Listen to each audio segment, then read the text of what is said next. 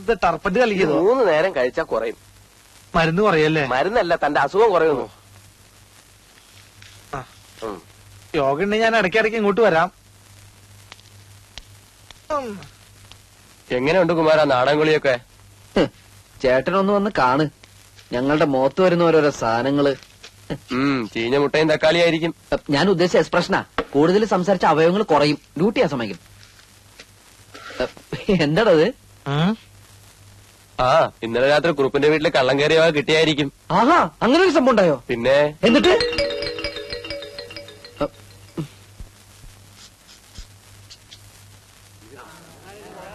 അബ്ദുക്ക police. ഞാനിപ്പോ യേശുക്രിസ്തുവിന്റെ അവസ്ഥയിലാ. ഇടവും വലവും. ഉറപ്പേ, ഇത് നിങ്ങളുടെ വഴയാണോ? അതെല്ലോ. ഈശ്വര, ഇത് എവിടെ നിന്ന് കിട്ടി? വിൽക്കാൻ ശ്രമിച്ചപ്പോഴാ പിടിച്ചത്. നിങ്ങൾ പരാതി തന്നതുകൊണ്ടാ ഇങ്ങോട്ട് കൊണ്ടുവന്നത്.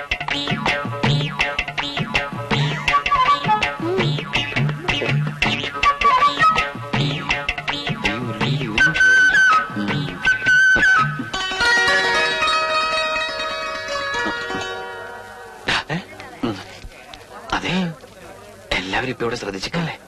ഞാൻ ലക്ഷ്മിയായിട്ട് ഒന്ന് സംസാരിച്ചിട്ട് വരാം. അയ്യടാ, അത് പള്ളിയിൽ പോയി പറഞ്ഞാ മതി. ഇന്നലെ കിട്ടിയവന്റെ ഹാങ് ഓവർ മാറിയിട്ടില്ല. എടാ, ഈ നാട്ടിൽ വേറെ ആരോടെ എനിക്ക് കൂട്ടാനായിട്ടുള്ളത്? പ്ലീസ്. കുമാരൻ, ഈ തെണ്ടിത്തരത്തിന് കൂട്ടിക്കില്ലാട്ടോ ഞാൻ. ഇതെന്റെ ലാസ്റ്റ് തപ്പറ. അങ്ങനെ ഒരു സാധനം ഉണ്ട്. ഓ, ആയിക്കോട്ടെ. പിന്നെ ആരെങ്കിലും ശ്രദ്ധിക്കണമെങ്കിൽ ഒന്ന് വിസിലടിച്ചാ മതി. ഓക്കെ, ഞാൻ ഏറ്റു. ആരെങ്കിലും ശ്രദ്ധിച്ചാ മാത്രം. അന്ന് അച്ഛന്റെ മേടെ കയറി ഇവൻ തന്നെ ആയിരിക്കും. തന്നെ തന്നെ ഇയാളുടെ കട നോക്കി വെച്ചിരിക്കായിരുന്നു. അപ്പോഴേക്കാണ് സാറന്മാര് വന്ന് എന്നെ പിടിച്ചത്.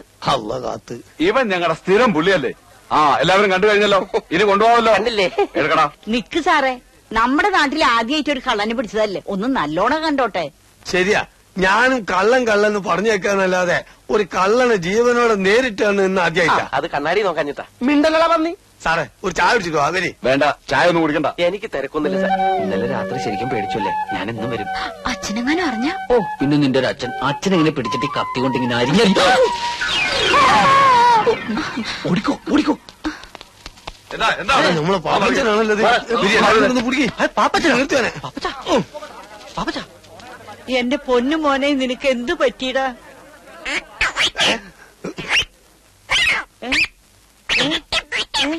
പാപ്പച്ച, എടാ, നീ എന്റെ മോനെ എന്താ ചെയ്തത്? അയ്യോ, ഞാനും ചെയ്തില്ല.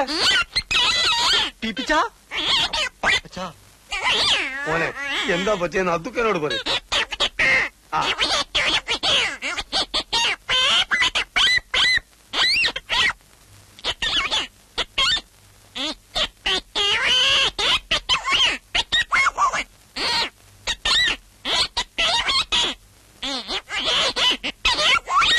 എനിക്കൊന്നും മനസ്സിലായി. നിങ്ങളാരും ചോദിച്ചു എന്ത് പാപ്പച്ച? എന്ത്?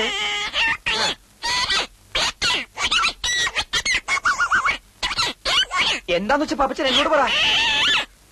അയ്യോ, എന്റെ മോനെ, എന്റെ ഈശ്വര, വട്ടായി പോയെന്ന് തോന്നുന്നു. എന്റെ കർത്താവേ, പിടിക്കവിടെ.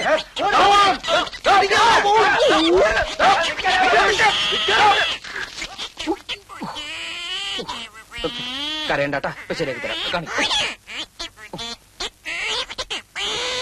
എന്താ ചെയ്യാ?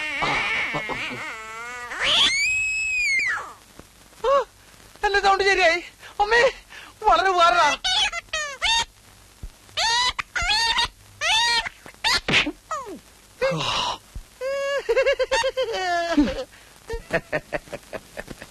ഇത്രയും നല്ല ചേർച്ചയുള്ള ജാതകം എന്റെ ജീവിതത്തിൽ കണ്ടിട്ടില്ല എന്നാണ് ജ്യോതിഷര് പറഞ്ഞത്.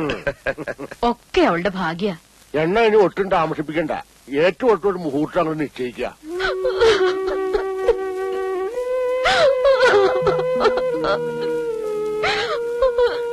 നീ എന്താ മോളെ പറയുന്നേ? എനിക്കിപ്പോ കല്യാണം വേണ്ടമ്മ. എനിക്കിനി പഠിക്കണം. പഠിച്ചതൊക്കെ മതി അച്ഛനിപ്പോ പറഞ്ഞില്ലേ? എനിക്കിനി പഠിക്കണം. വെറുതെ അച്ഛനോട് വാശി പഠിപ്പിക്കണ്ട. അച്ഛന്റെ സ്വഭാവം നിനക്കറിയാലോ. എന്താ ഇവിടെ കരയല്ലേ? അവക്കിപ്പോ കല്യാണം വേണ്ടത്രേ. ഇനിയും പഠിക്കണമെന്ന്. ഓ, പഠിച്ചിനി വലിയ കളക്ടറാവാൻ പോവല്ലേ? ദേ, ഇത്രയും നല്ല കാര്യം നിന്റെ ജീവിതത്തിൽ ഇനി ഉണ്ടാവില്ല. ഒക്കെ ഞങ്ങൾ നിശ്ചയിച്ചു കഴിഞ്ഞു. ഇനി പറയണ അനുസരിച്ചാ മതി. ഇല്ല, ഞാൻ സമ്മതിക്കില്ല. തർക്കത്തരം പറഞ്ഞാലല്ല കൊന്നുകളെ ഞാൻ നിന്റെ സമ്മതം ഇവിടെ ആക്കുവനോടി വിളച്ചിലെടുത്താണല്ലോ നീ ഞാൻ അരിഞ്ഞുകളയും സത്യം. നീ ഒരൊറ്റ ഇവിടെ ചീത്തയാക്കണത്. ആ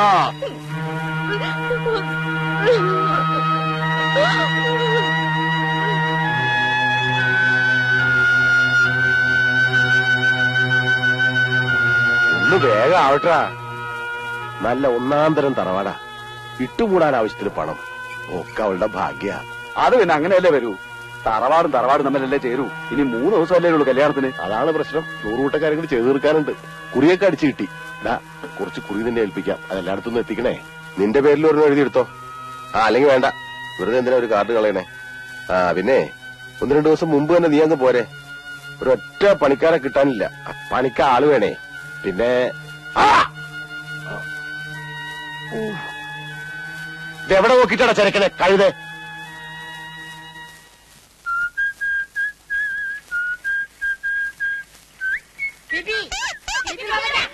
ശരിയാക്കണം.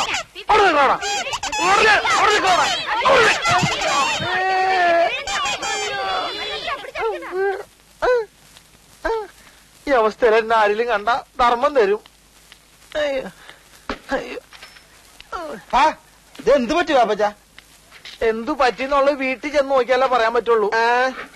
നമ്മുടെ കുമാരൻ അവിടെ പോയി. അവനെ നല്ല സുഖമില്ലാന്നും പറഞ്ഞ് നേരത്തെ കടടച്ചു പോയി.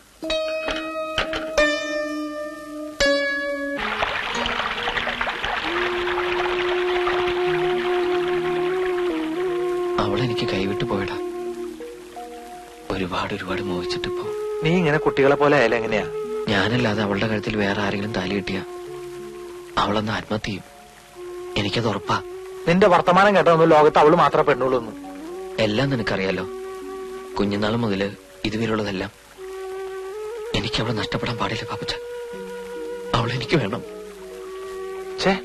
നീ എന്തെങ്ങനെ? ഞാൻ പിന്നെ എന്താ ചെയ്യേണ്ടത്? നീ വിളിച്ച അവൾ ഇറങ്ങി വരുമോ? 100 വട്ടം. എന്നാ പിന്നെ ഒരു വഴിയുള്ളൂ. രാത്രി പോയി പെണ്ണിനെ വിളിച്ചിറക്കിക്കൊണ്ട് വരാം. നാളെ പോയി രജിസ്റ്റർ ചെയ്യാം. നീ പേടിക്കണ്ടടാ, ധൈര്യമായിട്ടിരി. നിനക്ക് ഞങ്ങളില്ലടാ.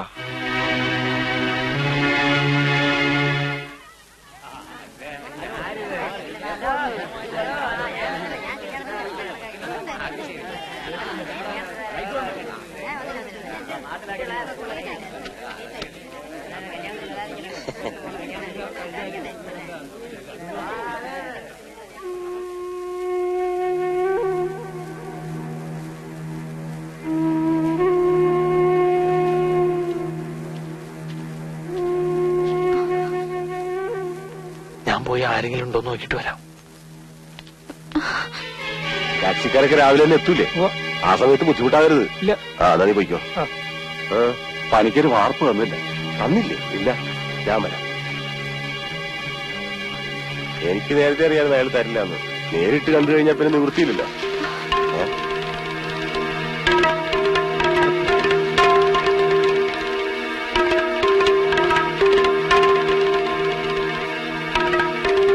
കഴിവറ പോലെ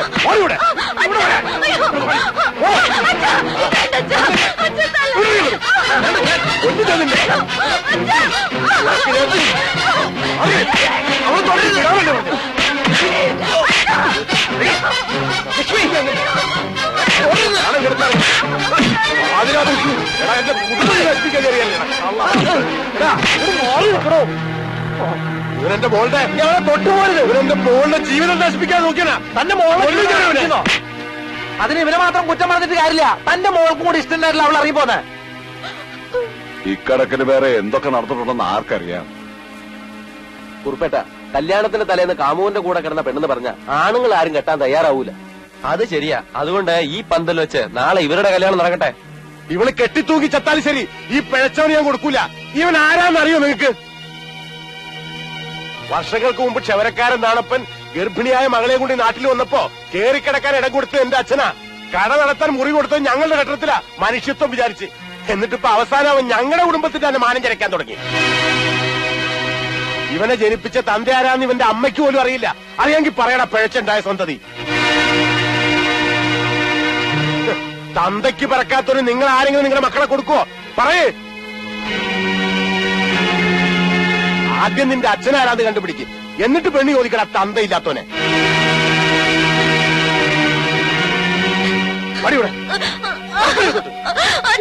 ഞാൻ ശരിയാക്കി തരാം.